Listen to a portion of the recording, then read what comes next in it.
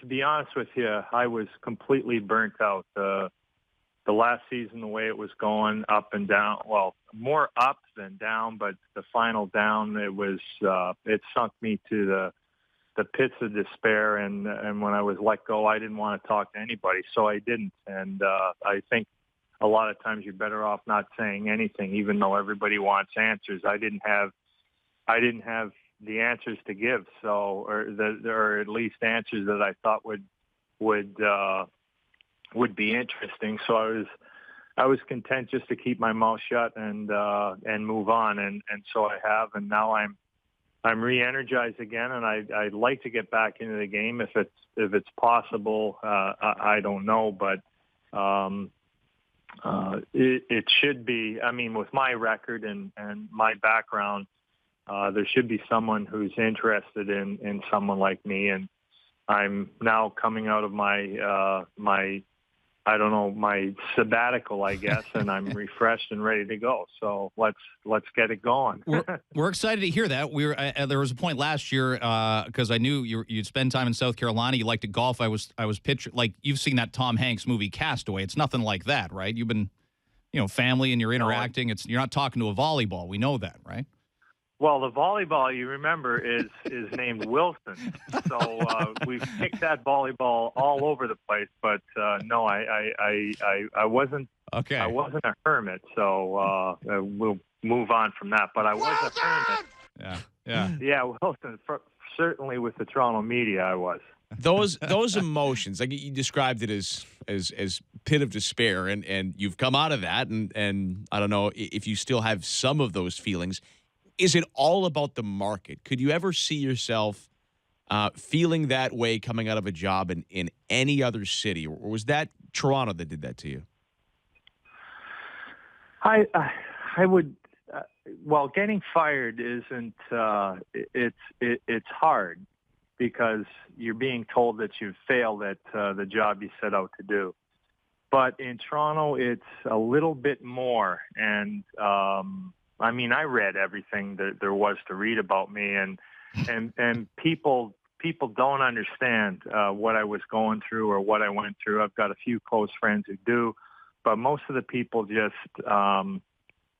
say you're a bad person and you're bad this and everything else. And I didn't want to associate with anybody like that. And but now I'm over it and I'm ready to move on. So that's just the way it was. And I'm refreshed and feel good and ready to go. So I think I can help someone. And now to be determined is to see if there's any teams out there who think that they could use my talents. Everyone seems to know what the problems are here, but how do you fix it? What would you do, Ron? Well, first of all, I don't think. I do feel for Randy Carlisle. I think he did everything. I think he's done a great job, and the team has improved a lot more than when I had it. But that being said, there are the one thing that the Leafs haven't been able to establish is consistency. And consistency in their defensive approach to the game. So I think they've got some of the parts in place, but really the bottom line is they need one or two big-time defensemen to anchor the blue line, and then they go from there.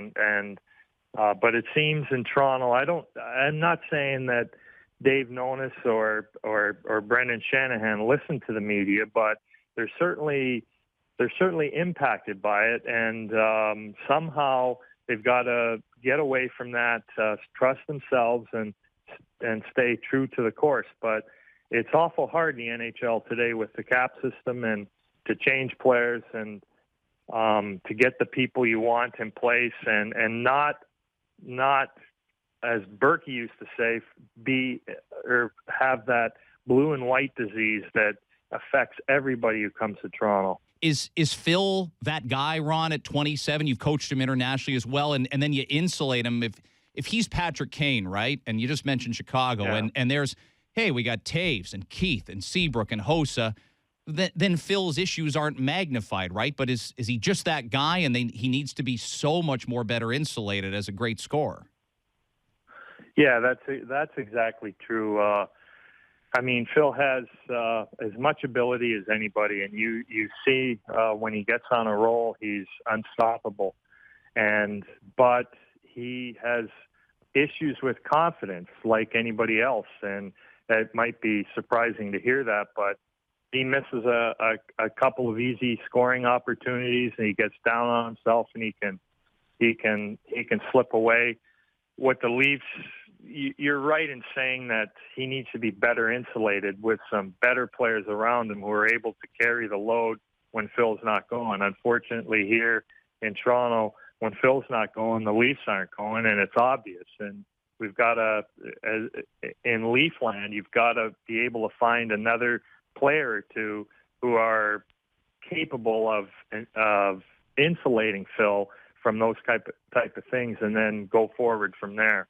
Is this current group capable of more, though? Because you know, adding star players, it doesn't happen overnight. But no matter what you define that core as, Kessel and Phaneuf, obviously, and I guess you can lump in Van Riemsdyk and Bozak there, is this group, as it stands, capable of showing up for the next 45 games? Well, I think so, but evidence points to that, or it's not happening. I mean, the Leafs, I mean, just like everybody, I saw them play those 10 games a couple of weeks ago, and they didn't lose. I mean, they were crushing teams. And then I don't know what happens in a short period of time. They go south, and then you can't. I mean, you're relying 100% on your goaltender. If the goalies are impenetrable, which they are sometimes, they're going to win a lot of hockey games. But trying to find consistency, I don't know if that's possible. It's kind of hard to sit here away from it and I'm not involved in the team at all in any way, and try to figure out what's going on. It just happens, and I don't have an answer for that.